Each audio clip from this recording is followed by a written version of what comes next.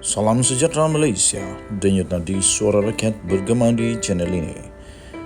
Jangan lupa tekan butang subscribe, like dan share. Malaysia kita punya, cintai Malaysiaku, kita jaga kita.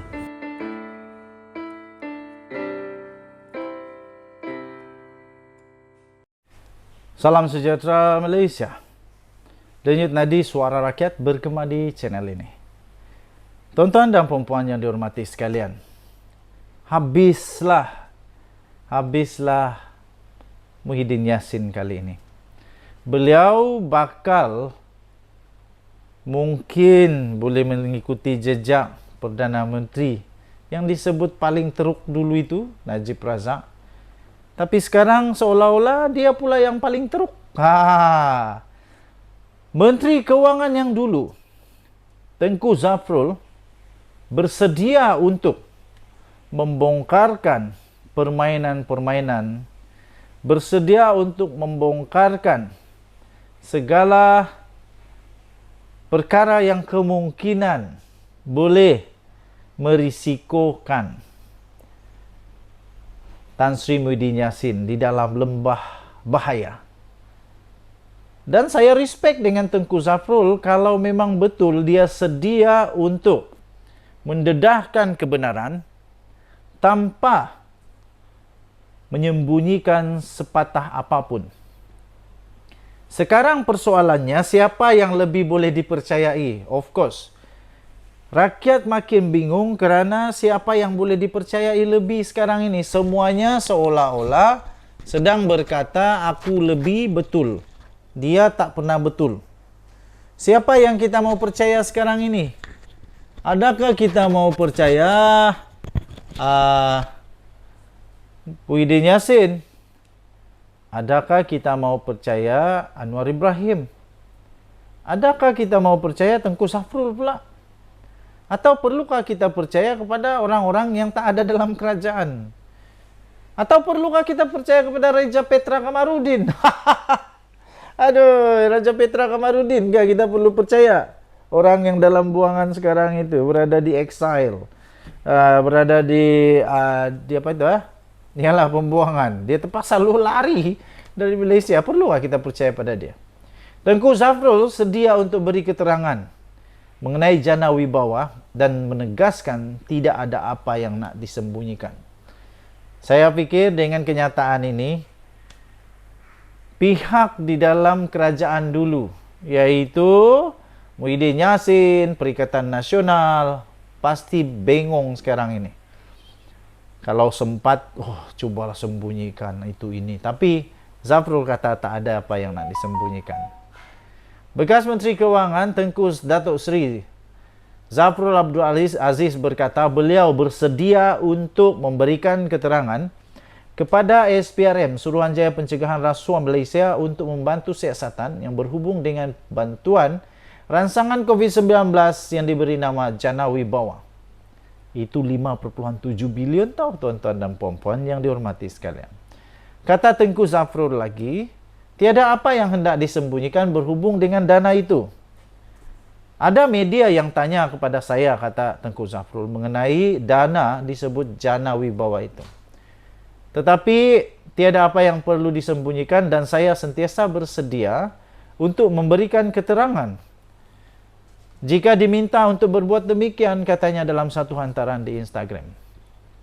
Semalam, Tan Sri Muhyiddin Yassin mengesahkan dia dipanggil oleh SPRM. Walaupun begitu, dia pula menafikan yang dia menjadi salah seorang daripada suspek. Tapi selepas itu, SPRM sahkan bahawa dia adalah suspek. Dia adalah suspek.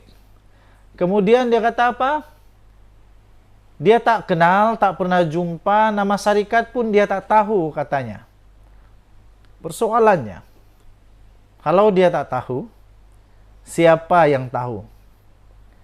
Kalau dia tak tahu, menurut PKMM, Presiden Persatuan Kontraktor Melayu, Persatuan Kontraktor Melayu Malaysia, dia kata,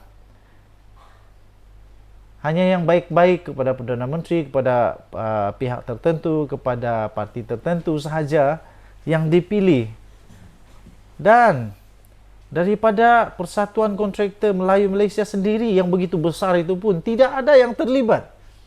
Senang je fikirlah, makna kata mereka ini tak sokong lah kot. Tak pandai jack, tak pandai mengampu. Mereka ada integriti yang baik. Mereka bekerja dengan betul. Tetapi mengapa pula Tan Sri Muhyiddin Yassin dan kerajaan pegawai-pegawainya pada ketika itu menganugerahkan kontrak itu, walaupun disebut oleh Presiden PKMM itu, dia kata ada kontraktor yang tak berpengalaman, tak ada kepakaran, tapi pun dapat. Yang penting pandai jack, pandai mengampu. Okey, tuan-tuan dan puan-puan. Soalan dia yang paling besar sekarang ini, memandangkan Tengku Zafrul punya nama pun sudah disebut. Tengku Zafrul sekarang ini dia Menteri Meeting, Trade Industry Minister, International Trade and apa itu dia itu MIT lah, Tengku Zafrul. Persoalannya yang besar sekarang ini, adakah Tengku Zafrul juga terlibat sama ada secara langsung atau tidak langsung di dalam projek Jana Wibawa ini? Adakah dia juga terlibat di dalam penganugerahan tersebut? Kita berharap semoga Tengku Zafrul dapat memberikan keterangan yang adil, yang jujur, yang betul tentang dana Jana Wibawa itu. Saya terus terang, ketika pertama sekali Tengku Zafrul dilantik sebagai Menteri Keuangan, saya respect dengan manusia ini. Kerana dia adalah seorang tokoh korporat yang hebat dalam keuangan. Dalam banking line memang dia amat hebat.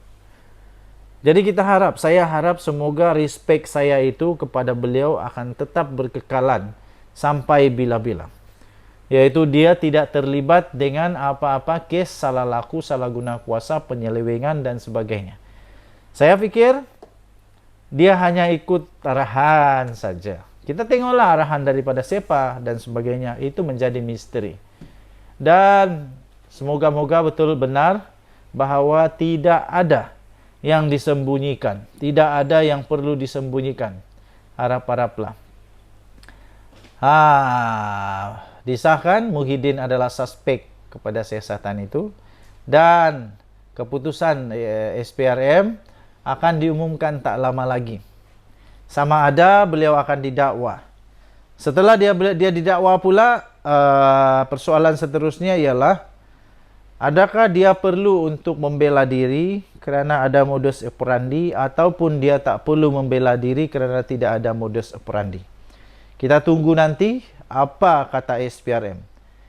Kalau tak ada modus operandi, tahniah diucapkan kerana betul-betul 120 juta peratus dia tak bersalah. Tapi kalau dia perlu dipanggil untuk membela diri, memang ada kes. Denyut nadi suara rakyat bergema di channel ini, adakah Tan Sri Muhyiddin Yassin akan menjadi member terbaru, akan menjadi ahli terbaru di dalam kluster mahkamah bekas-bekas menteri Malaysia? Adakah beliau akan kali ini termasuk di dalam kluster mahkamah? Denyut nadi suara rakyat, bye-bye.